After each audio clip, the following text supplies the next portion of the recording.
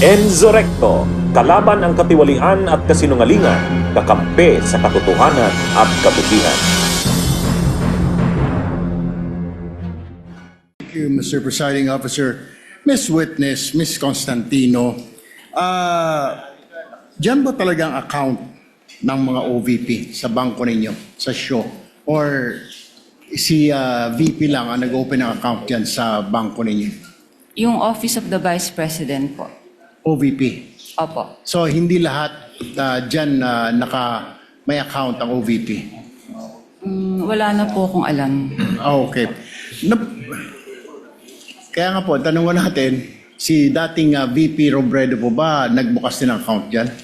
Actually po, na-transfer lang po sa amin ang MDS account po ng Office of the Vice President noong pong September 2022 nung lumipat po sila ng kanilang office address sa Pioneer, Mandaluyong.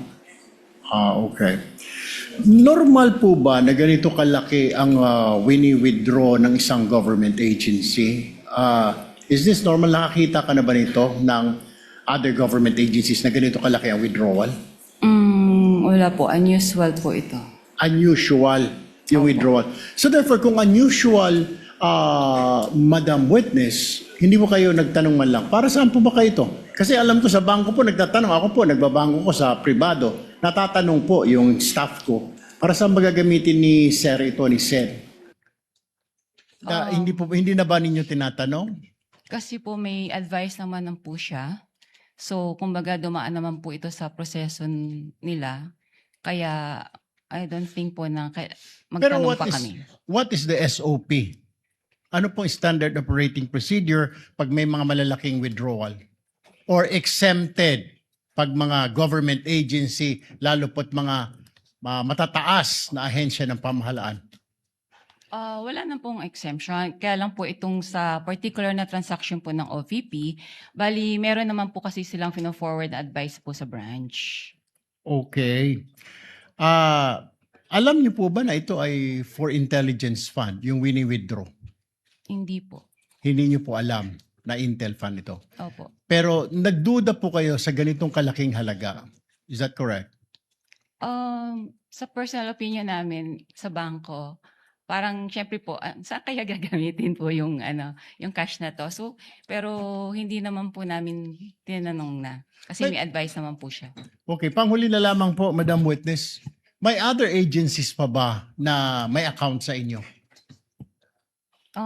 Marami naman pong mga government agencies po sa Sa Land branch Bank ninyo? show. Okay. Pero walang mga ganito kalalaking withdrawal? So far po kasi na-convert na po lahat kasi sila sa mga online system like yung sa ATM payroll. So hindi na po ganyang kalalaki mga withdrawals po nila. Thank you, Madam Witness. Thank you, Presiding Officer. Thank you, Senator Judge Erwin Tulfo. Senator Judge Rafi Tulfo is recognized. You may proceed, sir, when you're ready for interjections and interventions. You have 2 minutes, sir.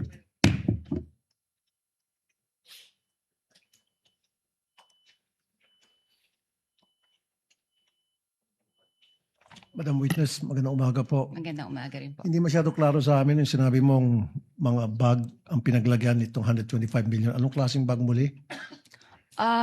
Sa pagkakaalala ko po, ito po isang mahabang bag na Mahaba. parang dinescribe ko nga po as Duffel like bag? Gym bag? gym bag po. Iba po kasi Gym yung bag. duffel bag sa bangko. So gym bag, ano kalaking? Mahaba po. Okay.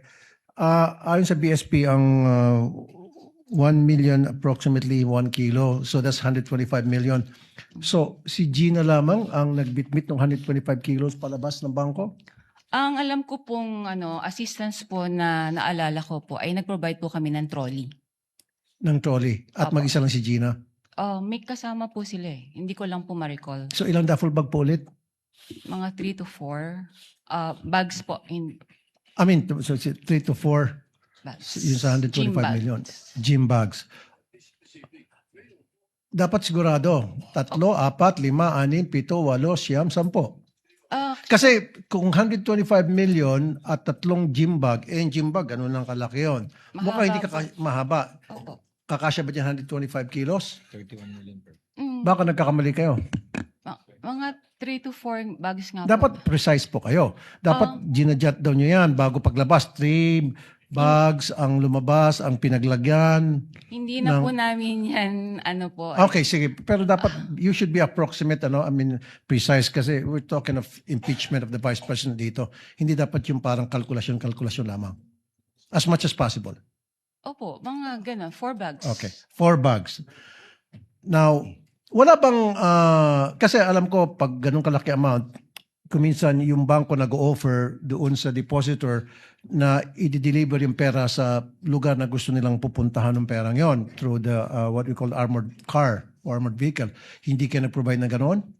Hindi po. Wala po kasi kaming memorandum of agreement regarding po sa services, cash services po, or cash delivery. So hindi nag-request yung OVP ng cash delivery through armored vehicle papunta doon sa Wala back to their po, office? Okay.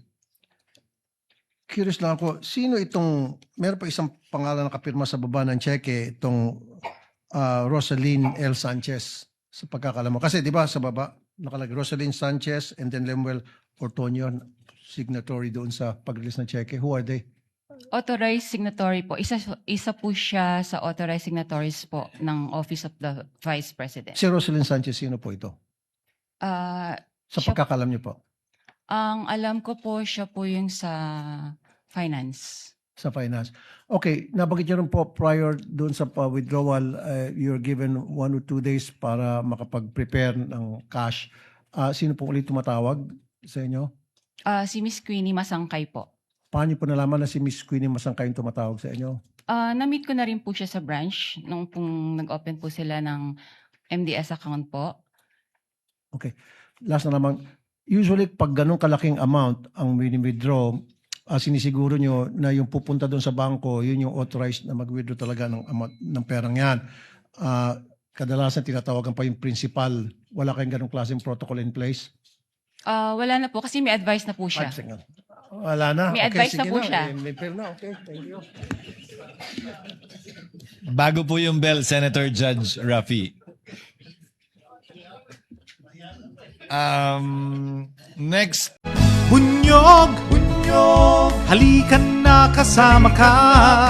Bunyog, kapag buklod ay may pag-asa. Luzon, Visayas, Mindanao, isa ang pananaw. Sa bagong Pilipinas ang bunyog isisigaw. Bunyog, bunyog.